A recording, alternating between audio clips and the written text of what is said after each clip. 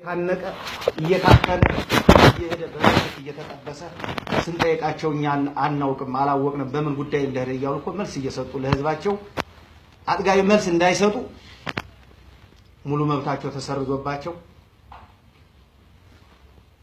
እውቅና ኑሯቸው መልስ እንዳይሰጡ እነሱም የማስተዳደር ስልጣናት ተሽሮባቸው ሚስጥር የሚነግራቸው አጥተው ሰዎች እንኳን ታፍነው የሚሄዱበትን ጉዳይ ያው ይሄ ነው ትልቁ ችግር። ይሄን እንዴት ያያዩት ነው አቶ በረከት? የአማራ ህዝብ የኢትዮጵያ ህዝብ ሲታገል ለብሔር ብሔረሰቦች የእኩልነትና የመብት የመገንጠል ጥያቄን ሲያከብር ማንነቱ የማይታወቅ ማንም አናሳ ብሔር ማንነቱን አሳውጆ ደንበሩን ከልሎ ሲቀመጥ የአማራ ክልል እስካሁን ደንበር አለው የሚያውቁት ከትግራይ ጋር በክፍለ ህዝብ ጀምረው በሚኒስትር ደረጃ ያሉ ከትግራይ ጋር ደንበር ያውቃሉ? አውቁ። ለምን? የበላይነቱን የያዘው ወደ ድድ ከገባ በኋላ የበላይነቱን የያዘው ህወሓት ስለሆነ በግልጽ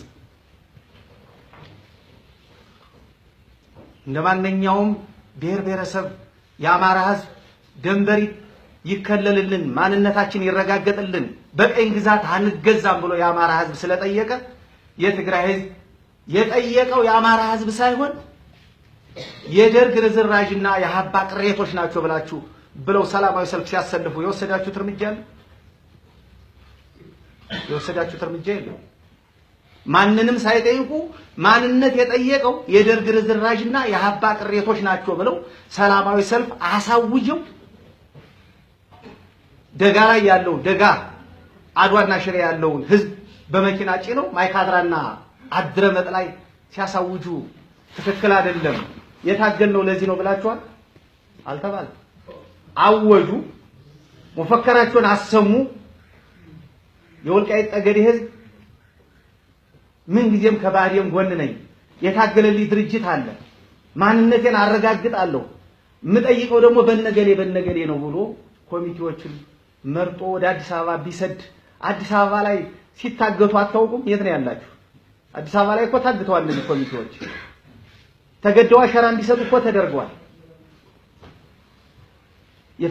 የፌዴሬሽን ምክር ቤት ቢሮ ለመግባት እኮ ተገደው ታፍነዋል፣ ታስረዋል።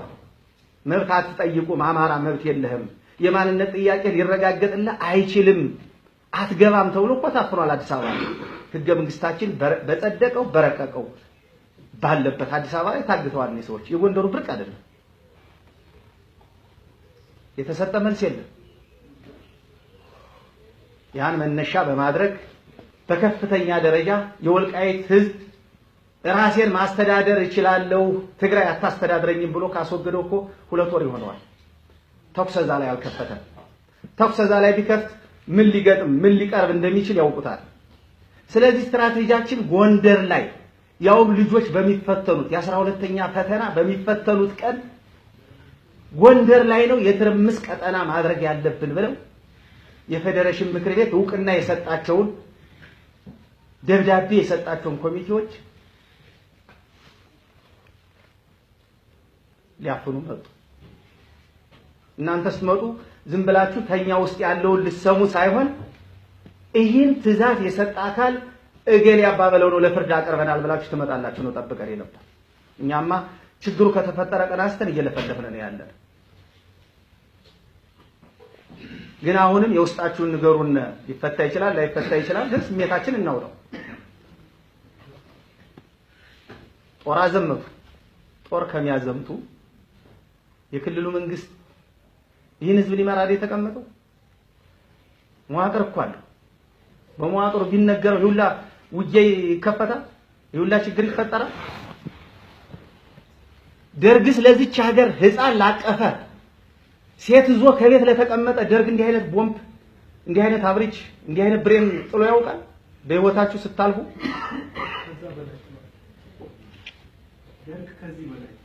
ማረጋገጫ ላለው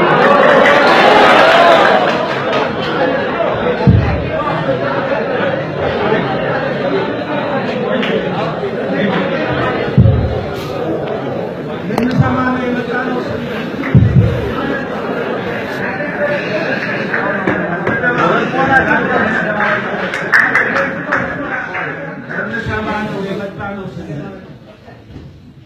ዝም ብሎ በጫጫታ የሚባለውን ነገር ዝም ብለን የምንቀበል ማለት አይደለም። በስነ ስርዓት ተደማምጠን እንደነበረው የህዝቡ ጨዋነት እያዳመጥን ከዛ ያለፈ ትርፍ ንግግር ተወያይተን እንዳንደማመጥ የሚያደርግ ስለሆነ ለማንኛችንም አይጠቅምም እና ስነ ስርዓት አድርጋችሁ በጎንደር ባህል መሰረት ጨዋነት በተሞላበት ሀሳባቸውን ሲሰነዝሩ ቆይተዋል። በዛ መሰረት ነው መቀጠል ያለበት። አልፎ ትርፍ እንትን ማለት ተገኝነት አለ የሚል እምነት ነው። ንጽጽራችንን ባላስተያየት እንሰጥበታለን። ዙሮ ዙሮ ያው እኛም የሚሰማንን እንገልጻለን እና በስነ ስርዓት እንትን ማሳበር እሺ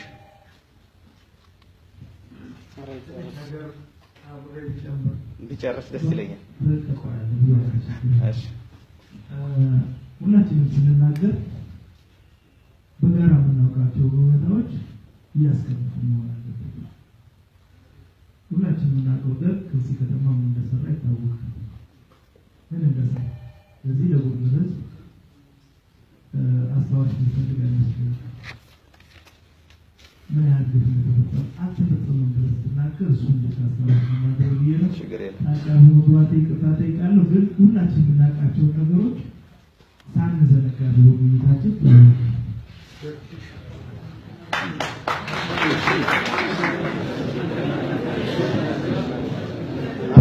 ሀሳብ እንድጨርስ እኛ አሁንም ቢሆን የደርግንና አሁን የደረሰውን ጭፍጨፋ እያነጣጠር ነው ያለ ነው። ደርግ ያን ግፍ አደረሰ ብለን እናንተም የአማራው ህዝብ በሙሉ የትጥቅ ትግል አስነስቶ ታግሎ እንዲገረሰስ አድርጎታል። ለምንድን ነው ታዲያ ያን ጨቋኝና ያን አፋኝ ስርዓት ከጣልነ አሁን ያለው ስርዓት ለምንድን ነው እነዚህ ህጋዊ የፌዴሬሽን ማረጋገጫ የያዙ ኮሚቴዎች በህግ መጠየቅ ሲችሉ ከነሱ ቤት እስከ ልጆቻቸው እስከ ምሽቶቻቸው እንዲያልቁ ላይ ያለው አካል በለው ጨርሰው እጁን ካልሰጠህ በለው ብሎ ትዕዛዝ መስጠቱ ተገቢ ነው ወይ? እንደ ድሮ አይመልሰንም ወይ ከሚል እንድታዩ ፈልጋለሁ። ችግሩ ተፈጠረ፣ ብዙ ህዝብ አለቀ፣ ብዙ ኢንቨስተሮች፣ ብዙ ጓደኞቻችን ጉዳዩን ሊያበርዱ ስርዓት አድርጉ። ስርዓት ያለበት ሀገር ነው። ኮሎኔል ደመቀ ደግሞ ለ20 ምናምን ዓመት የታገለ ታጋይ እንጂ ግንቦት ሰባት አይደለም። ከሆነም በህግ አውጥተን እጃቸውን እንስጣችሁ ተብሎ ሲነገሩ አትላግ ግቢ ልጋጋም አመራርህን ጠይቅ በሚል መልስ ነው ውጊያ የከፈቱ። ስለዚህ ትክክል ነበር ወይ ብላችሁ ታመናችሁ ኋላ ልንቀበላችሁ እንችላለን። እርምጃው ጎንደር ከተማ ላይ 12ኛ ክፍል ፈተና በሚፈተነው ቀን ብዙ መንግስታትን ያሳለፈች ብዙ የቱሪስት መናኸሪያ የሆነችውን ጎንደር የውጊያ ቀጠና ያደረገው አካል ትዕዛዝ አሰጣጡ ትክክል ነበር ካላችሁን መጨረሻ ላይ ተማምነን ልንወጣ እንችላለን። እኛ ግን ትክክል አይደለም። ይህ ድርጊት ከተፈጠረ በኋላ ኖ ቀን ፈጠረው አንድ ችግር ተፈጠረ፣ ኦኬ ይፈጠር ብለን ዝም አልን። ምን ቀብረውን ቀብረን ምናወጣውን አውጥተን እጅ ከሰጠን በኋላ እኛ ከኢትዮጵያ ቴሌቪዥን የጠበቅነው ይሄን አይደለም። ይቅርታ እንደሚጠይቅ መሆን ያልነበረበት ደም እንደፈሰሰ ትክክል ያልሆነ ሴትና ኩታራ ካለበት ውጊያ መጀመር ትክክል ያልነበረ እንደሆነ ያደርጋል ብንል የክልሉ ስልጣን እንዴት ተሻረ ልትለይ ትችላለህ? በሳንጃ ወረዳ በሰሮቃ ሲቀሙ የቆዩ ባንዳዎች የሻዕቢያን ተልእኮ ይዘው መጥተው ጎንደር ገቡ ነው የተባለ። ምስክር ቃል ይስጡ የክልላችን መንግስት። በእነዚህ ወረዳዎች ተዘርፎ ተቀምቶ መኪና ተቃጥሎ ከሆነ ምስክር ቃል ይስጡ። ዞኖች አሉ፣ ወረዳዎች አሉ፣ ይስጡ ምስክር ቃል። ይህ ከሆነ ሚዲያው ጋር ልንሰማመን እንችላለን። በሬ ወለደ ሀገርን በሚያስተዳድር ሚዲያ ግን በሬ ወለደ ባልተዘረፈ ተዘርፎ ባልተቀማ ተቀምቶ ባልተቃጠለ ተቃጥሎ ብሎ የተላለፈው ሚዲያ ከሞቱት ሰዎች ከተጨፈጨፉት ወገኖቻችን በላይ ህሊናችን ያደማን እሱ ነው። እሱ በተደጋጋሚ ሚዲያው እንዲያስተባብል እያልን ያለነው እውነታው ተጃችን ስለሆነ ነው። ሳንጃ ወረዳ ራሳችን ነው ያለ፣ ሰሮቃ ወረዳ ራሳችን ነው ያለ። የተቀማ የለም፣ የተዘረፈ የለም። እነዚህ ሰዎችም ዘራፊ አይደሉም። ህጋዊና ሰላማዊ የመብት ጥያቄ ያነገቡ ሰዎች ነው የተደረደቡም የታፈሩ። ስለዚህ ትክክል አልነበረም።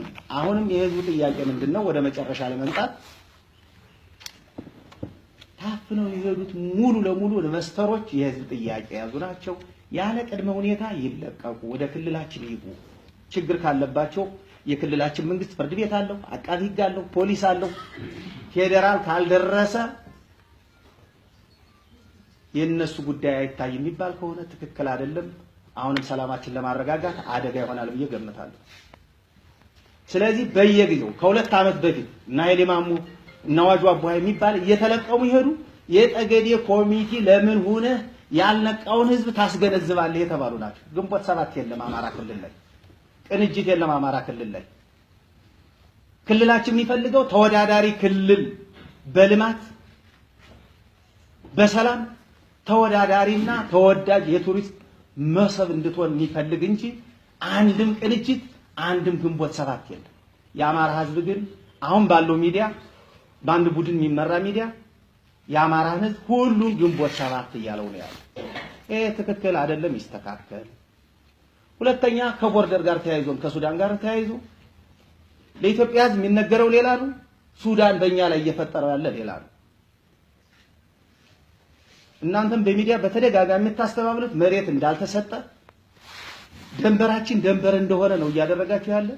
15 ቀን ባልሞላ ከኔ ካምፕ ላይ መጥተው ማት ሰው ገለውብኝ ይለው በብሬን በቅንቡላ በዲሽቃ በመከላከያ በመንግስት ትዕዛዝ የመጣ ኃይል ደብድቦን ነው ሄደ። እኛ ግን ያ ድብደባ ከመድረሱ በፊት ለሚመለከተው አካል ሁሉ እስከ ምዕራብ እዝ ድረስ ቦርደር የመጠበቅ ግዴታ አለባችሁ። ጋምቤላ እኮ የኛ ነው። ጋምቤላ የደረሰው ኪሳራ ሊደርስብን ይችላልና እውቅና ወስዳችሁ አስቀድማችሁ ቦርደር ጠብቁልን ብለን ለዚህ ክፍሉ ሁሉ አሳውቃል። የክልላችን ሰራዊት እንዳይገባ ቦርደር የኔ ነው አለ መከላከያ። ገብተህ ጠብቅ አልጠብቅም አለ። እኛን አስደበደበ። እኛ ግዴታችን የነበረ ግብር የመክፈል ግን ማጣት የሌለብንን ወንድሞቻችን አተናል።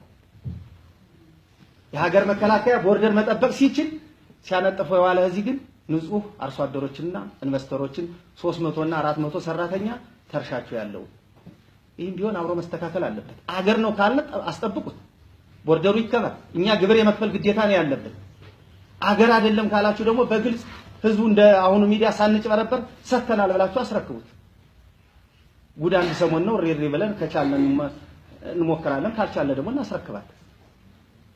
በመሃል ላይ ለነሱ ድንበር የላችሁም ለኛ አልተሰጠም፣ ለነሱ ደግሞ ሰኞ ልንሰጥ ነው ማክሰኞ ልንሰጥ ነው እየተባለ በየአመቱ እየተደበደብን ያለ። ይሄም ቢሆን መልክ መያዝ ይገባዋል። ስለዚህ የቅድሙ ንጥጥሬም ምንም እንኳን በፍርድ ቤት የተረጋገጠ ምንም አይነት ምክንያት ሳይኖር ቢኖርም እንኳን በቀላሉ ይዞ ወደ ህግ ማቅረብ ሲቻል ሴትና ኩታራ ካለው ላይ ቦምብ ጣል በለው ጨርሰው መባሉ ግን አሁንም ቢሆን መታረም ነው ያለበት።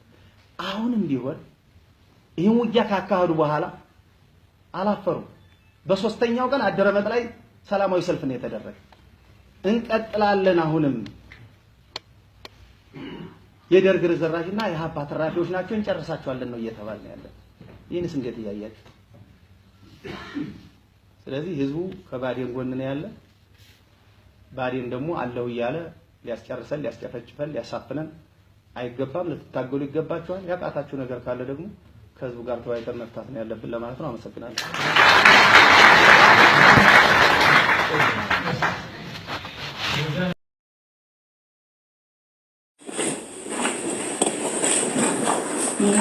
እኔ አሁን ከዚህ ስብሰባ የመጀመሪያ ነው ስሰበሰብ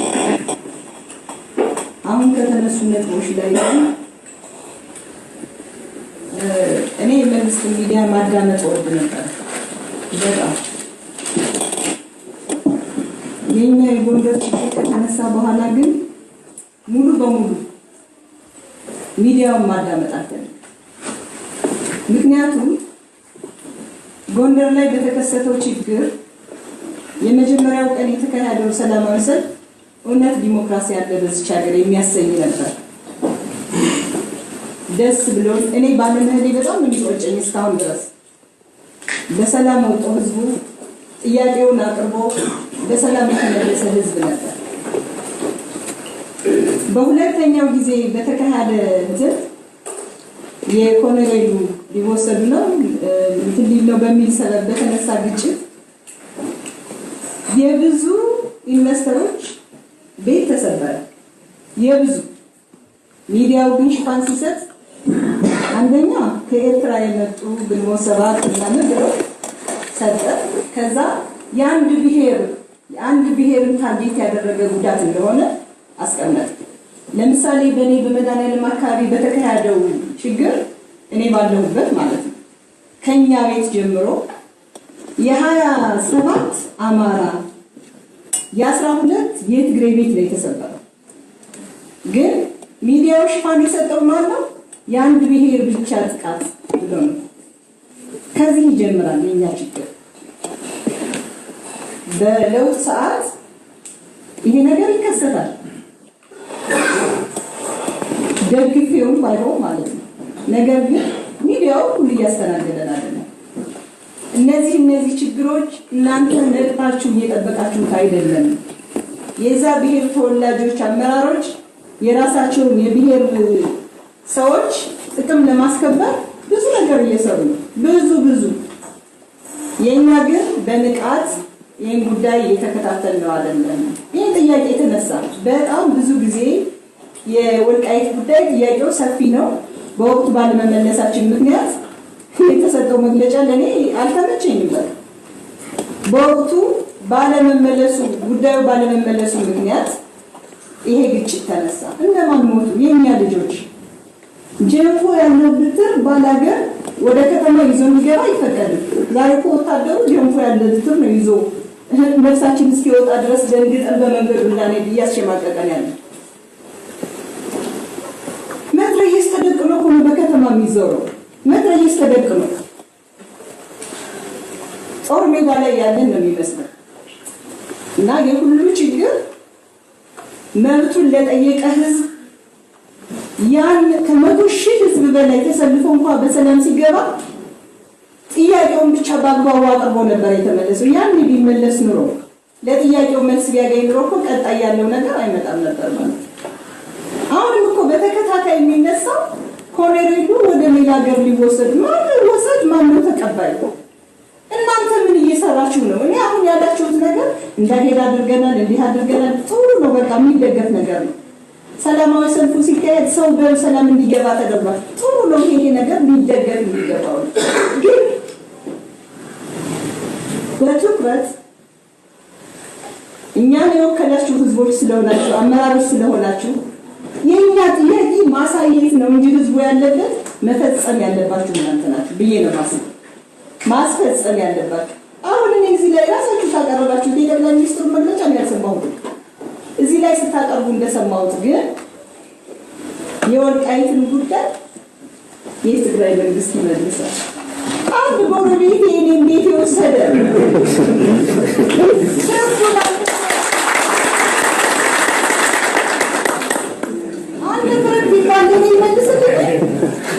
አይመልስልኝም። ስለዚህ ሶስተኛው ወገን የፌደራል መንግስት ምንድነው ስራው? ይሄ አይደለ ስራው?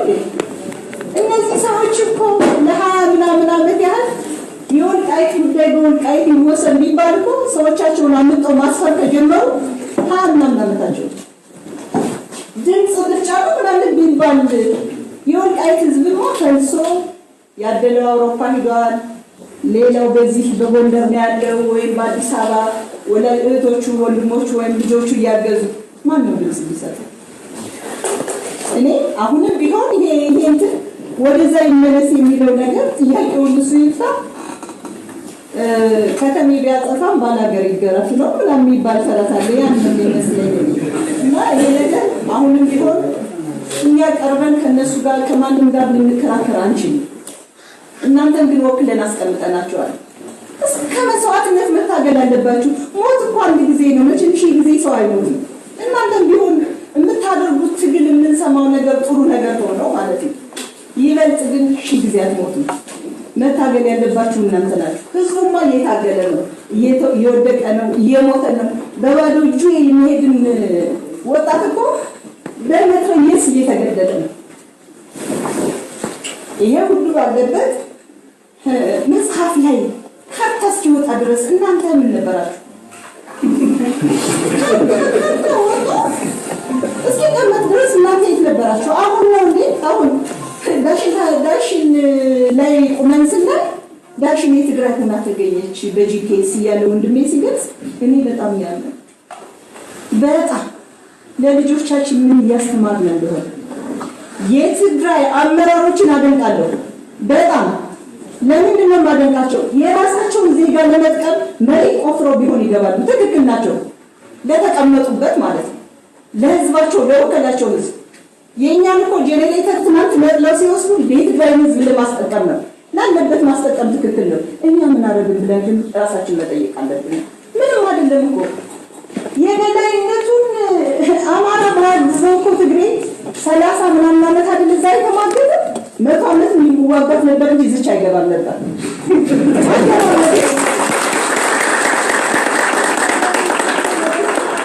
ለሰሜን ሰው ይበል ከዚህ ገባ ከገባ በኋላ ግን እድሜ ልኬ እኔ ኢሳትን አሁን ስጠላው ነበር ድሮ ምንም በሌለበት ይሄ ማአት ያወራል ብዬ ለካ ምንም ነበር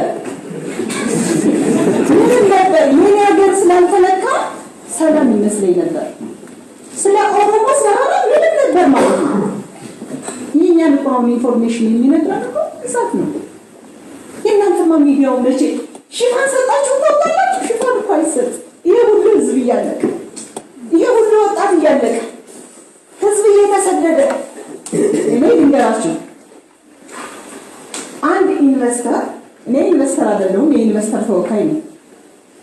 አንድ ኢንቨስተር ወደዚች ሀገር መጥቶ ኢንቨስት ሲያደርግ መጀመሪያ የመልካም አስተዳደር ችግር የለም ወይ፣ አገሪቱ ሰላም ናት ወይ፣ የመጀመሪያው ማለት ነው።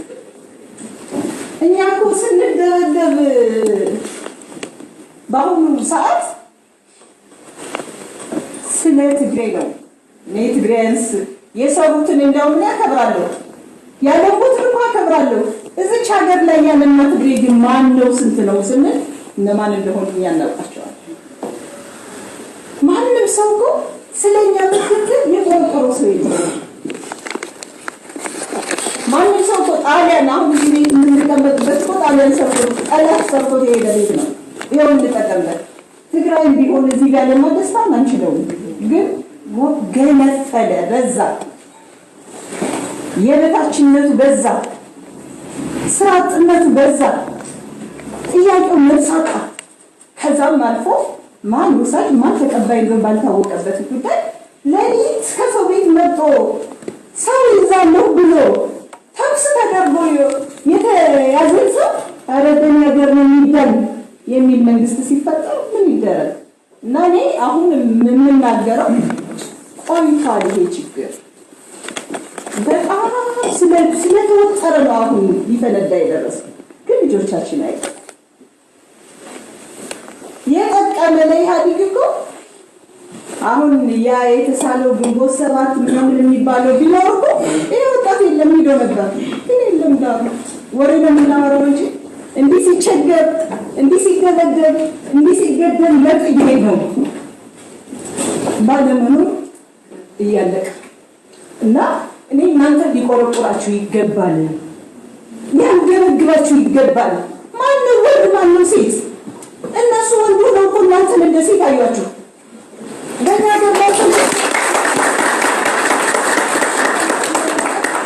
ራሳችሁን ሊቆርቁራችሁ ሊብላችሁ ወንድሞቻችሁ ናችሁ እያለቁ ያሉት። ጥሩ ጥያቄ ይዞ የተነሳ ሰው በዱላ በክሊታ ይመታ ነው ጥያቄ ያመሰግናል።